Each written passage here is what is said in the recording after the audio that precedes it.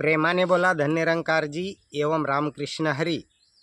जर आपल्या आध्यात्मिक जागृती चॅनलवरती कोणी नवीन श्रोते असतील तर त्यांच्या चरणी प्रार्थना करतो, विनंती करतो, तुम्ही व्हिडिओ व्यवस्थित ऐका आणि ऐकल्यानंतर लाईक करा, शेअर करा, प्रतिक्रिया द्या, कारण तुमची साथ म्हणजे साक्षात भगवंताचा हात. तर या माझ्या हरीच्या लाडक्यानो, या माझ्या भाविक सज्जनानो, जगतवंद्य जगद्गुरु जगतमान्य देहोनिवासी संत शिरोमणी तुकोबाराय आपल्या एका अतिशय सुंदर अभंगामध्ये जगाला अंधारातून प्रकाशाकडे आणत असताना, जगाला अज्ञानातून ज्ञानाकडे नेत असताना अतिशय सुंदर पद्धतीचा अभंग लिहितात की सद्गुरु वाचोनी सापडेना सोय, धरावे ते पाय आदी आदी. सद्गुरु वाचोनी सापडेना सोय, धरावे ते पाय आदी आदी असं म्हटलं तुकोबाराय यांनी. सद्गुरू शिवाय तुम्हाला परमार्थातली डोळस अशी ज्ञानदृष्टीनं असणारी सोय म्हणजे रस्ता, मार्ग सापडणार नाही आहे. त्यामुळे तुमचा मार्गदर्शक हा सद्गुरू असतो. म्हणून तुकोबाराय म्हणतात की सद्गुरू वाचोनी सापडे ना सोय, धरावे ते पाय आदी आदी. का? आपणा सारिके करीती तात्काळ, नाही काळ वेळ तया लागे. आपणा सारिके करीती तात्काळ, नाही काळ वेळ तया लागे. लोह परिसाची नस आहे उपमा, सद्गुरु महिमा अगाधची. लोह परिसाची नस आहे उपमा. उपमा म्हणजे तुम्ही जर परिसाची उपमा जर सद्गुरूला दिली ती सुद्धा लागू होत नाही. कारण परीस लोखंडाला सोनं करू शकतो, पण परीस लोखंडाला परीस कधीच करत नाही आहे. पण सद्गुरू कसा असतो? आपणा सारिके करीती तात्काळ, नाही काळ वेळ तया लागे. म्हणून लोह परिसाची नस आहे उपमा, सद्गुरु महिमा अगाधची. सद्गुरूचा महिमाच अगाध आहे. एवढा अगाध आहे की 7 समुंदर मशी करू, कलम करू बनराय, धरती सब कागज करू, हरिजस लिखा न जाय. असा महिमा सद्गुरूचा असतो. लोह परिसाची नस आहे उपमा, सद्गुरु महिमा अगाधची. कारण गुरु अनेक असतात हो. कुणी तंत्रगुरु, कुणी मंत्रगुरु, कुणी विद्यागुरु, कुणी अविद्यागुरु, असो अनेक ऐसे गुरु. परंतु मोक्षदाता सद्गुरु वेगळाची. मोक्षदाता सद्गुरु वेगळाची. सद्गुरू या शब्दाचा अर्थच असा की सद म्हणजे सत्य, गु म्हणजे अंधार आणि रू म्हणजे प्रकाश. सत्य अंधारातून प्रकाशाकडे घेऊन जातो, त्याला सद्गुरू म्हणायचं. म्हणून जगतवंद्य जगद्गुरु जगतमान्य देहोनिवासी संत शिरोमणी तुकोबाराय म्हणतात सद्गुरू वाचोनी सापडे ना सोय, धरावे ते पाय आदी आदी. लोह परिसाची नस आहे उपमा, सद्गुरू महिमा अगाधची.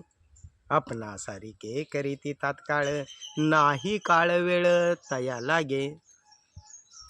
तुका म्हणे कैसे आंधळे हे जन, आणि गेले विसरूनी खऱ्या देवा. तुकोबारायांना असं म्हणण्याचं कारणच काय की खऱ्या देवाला विसरलेत. तुम्ही तर वारी करताय, तुम्ही पंढरपूरला जाताय, तुम्ही मूर्तीपूजा करताय, सगळ्या गोष्टी करताय, पूजा अर्चा करताय, तरी तुकोबाराय म्हणतात तुका म्हणे कैसे आंधळे हे जन, गेले विसरूनी खऱ्या देवा.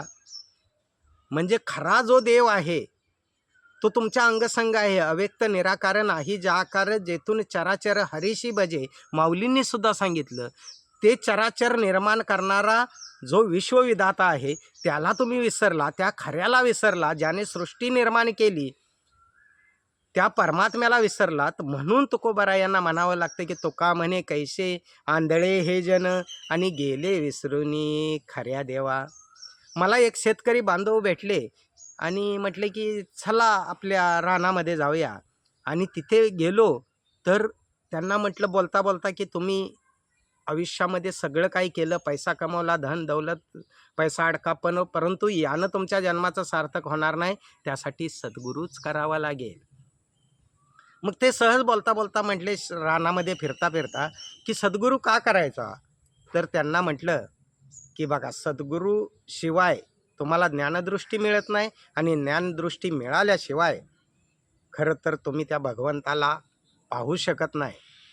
म्हणतात ना, मंथनाविन न दिसे नवनीत, नेत्राविन न दिसे पदार्थ, तैसा गुरुविन भगवंत कैसा दिसे. किती सुंदर सांगितलंय बघा. तद्वतच गुरु असल्याशिवाय तुम्हाला तो परमात्म्याचं दर्शन होणार नाही. ब्रह्मज्ञानाशिवाय त्या ईश्वराला तुम्ही पाहू शकत नाही. माऊली म्हणाल्या, हरी पाहिला रे हरी पाहिला. का म्हणाल्या?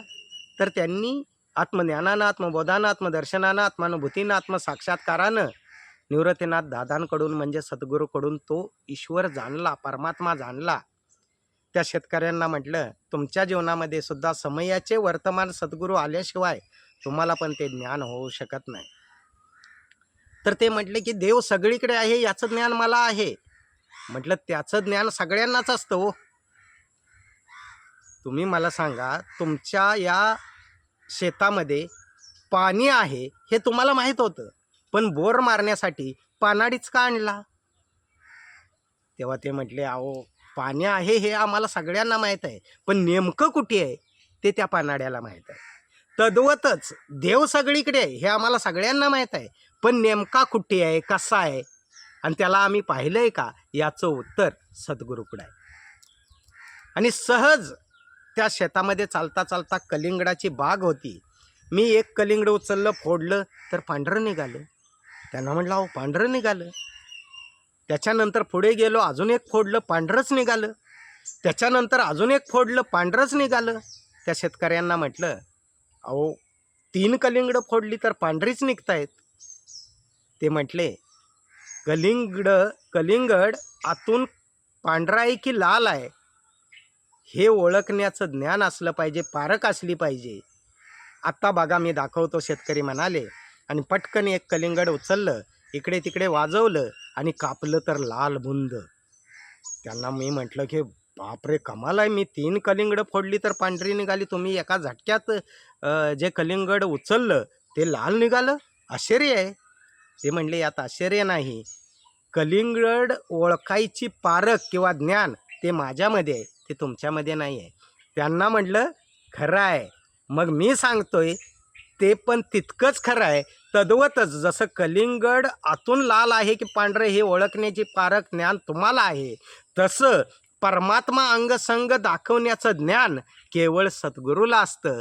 त्या सद्गुरूकडून ते ज्ञानाची प्राप्ती करून घ्या आणि आपला यहलोक आणि परलोक सुहेला करा. तेव्हा ते म्हणाले की महाराज, मग असं ज्ञान कुठं मिळणार? तर त्यांना म्हटलं, आज संपूर्ण विश्वामध्ये तोच शुभ संदेश सद्गुरू माता सुदीक्षाजी महाराज अर्थात निरंकारी माताजी देत आहेत आणि जगाला ओरडून सांगतायत की एकाला जाणा, एकाला माना आणि एक व्हा. एक परमात्मा म्हणताय ना मुखाने, देव एक आहे. म्हणताय ना मुखाने, देव कणाकणामध्ये आहे. म्हणताय ना मुखाने, देव तारी त्याला कोण मारी. म्हणताय ना मुखाने की देवाची करणी आणि नारळात पाणी. म्हणताय ना मुखाने, आली देवाजीच्या मनात येते कोणाचे काय जाणे चाले ना. मग कधीतरी जिज्ञासा निर्माण करा, कधीतरी तहान निर्माण करा, कधीतरी भूक निर्माण करा की कणाकणामध्ये सामावलेली अशी परमसत्ता मला जाणायची आहे, मला पाहायचा आहे तो देव. आज तुम्हाला, त्या शेतकऱ्यांना म्हटलं की आज तुम्हाला ती तहान निर्माण झाली, तुम्हाला भूक निर्माण झाली, तुम्हाला प्रश्न निर्माण झाला की कणाकणामध्ये सामावलेली अशी परमसत्ता मला जाणायची आहे, मला पाहायचा आहे तो ईश्वर. तुकोबाराय म्हटले ना की आपुला तो देव एक करुणी घ्यावा. 33 कोटी नाही म्हटलं, आपुला तो देव एक करुणी घ्यावा, तेने विना जीवा सुख नाही. किंवा नाथ महाराज म्हणतात ना, हरीचया दासा हरिदाही दिशा, भावे जैसा तैसा हरी एक. तुमचा भाव सुंदर असला पाहिजे, मग तुम्हाला एक असणारा हरी प्राप्त होईल. तर या माझ्या हरीच्या लाडक्यानो, या माझ्या भाविक सज्जनानो, समयाच्या वर्तमान सद्गुरूला शरण जा. कारण काय असतं की रिटायर झालेल्या सरपंचाची सही तुमच्या दाखल्यावर चालत नाही, रिटायर झालेल्या आमदाराची सही तुमच्या दाखल्यावर चालत नाही. आत्ता समयाचा वर्तमान सरपंच पाहिजे, समयाचा वर्तमान आमदार पाहिजे, समयाचा वर्तमान खासदार पाहिजे. तद्वतच ज्या ज्या वेळेला अवतारी पुरुषांनी अवतार घेतला आणि या ज्ञानाची खरं तर व्याप्त असणारा परमात्मा प्राप्त करून देण्यासाठी जी जी मंडळी होऊन गेली ती आता रिटायर झाली. आता समयाचा वर्तमान सद्गुरू असणं गरजेचं आहे. त्यांनी सांगितलं, हरी पाहिला रे हरी पाहिला, आजी सोनियाचा दिनू वर्ष अमृताचा घनू, हरी पाहिला रे हरी पाहिला. मग आम्ही कधी ओरडून सांगणार? आमच्या जीवनात कधी तो सोन्याचा दिवस येणार? आजी सोनियाचा दिनू वर्ष अमृताचा घनू, हरी पाहिला रे हरी पाहिला. तो सोन्याचा दिवस तुमच्या जीवनात यावा एवढी तळमळ आज संत निरंकारी मिशनची आहे. जगाच्या कल्याणा संतांच्या विभूती, देह कष्टविती परोपकारे. आणि पुन्हा एकदा जाता जाता सांगेन की या श्रद्धेचा नमस्कार करा आणि आपला यहलोक आणि परलोक सुहेला करा. बाबांनो, प्रेमाने बोला, धन्य निरंकारजी एवं रामकृष्ण हरी. आणि जाता जाता एवढीच विनंती करेन की व्हिडिओ ऐकल्यानंतर लाईक करा, शेअर करा, प्रतिक्रिया द्या, कारण तुमची साथ म्हणजे साक्षात भगवंताचा हात. प्रेमाने बोला, धन्य निरंकारजी एवं रामकृष्ण हरी.